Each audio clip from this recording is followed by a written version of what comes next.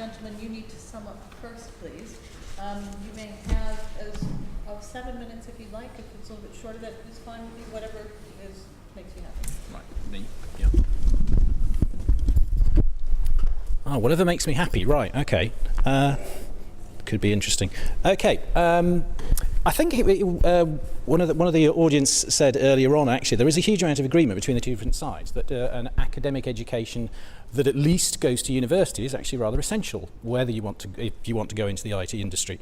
And I would agree. One of the things that has been confusing, though, and has obfuscated what's been going on is very often when people have been talking about this motion, they've talked as if academic education stops when you leave a university. It's total nonsense. Academic education, my argument, is something you can do to yourself and you should do to yourself throughout your life.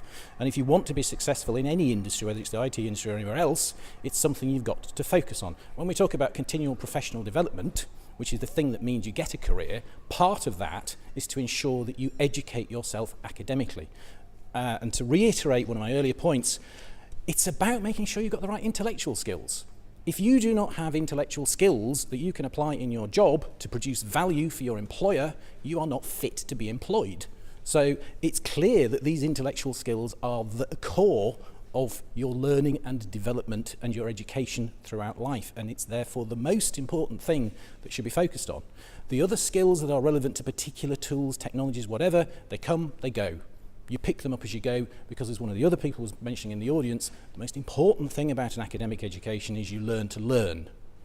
And what you learn to learn are those intellectual skills that you're going to need.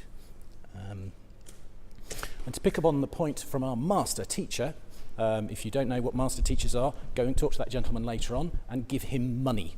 One of the other points is, and I think this is really at the root of what the motion was trying to get at, there are problems with our system of formal education in this country, and they're problems that start in primary school, go through secondary school, universities then have to try and deal with them and do the best they can, and then we have graduates coming out at the end who have suffered as a result of the problems in our formal education system.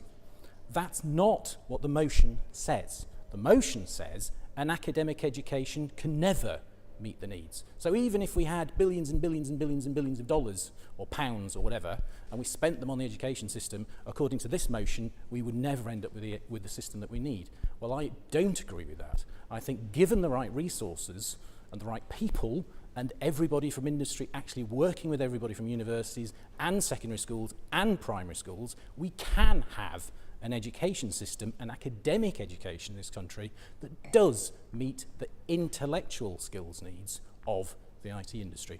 I don't know how many minutes I've used, but I think that's where I'm going to... That's fine. I'm going to stop. Okay. Yeah. Thank you very much.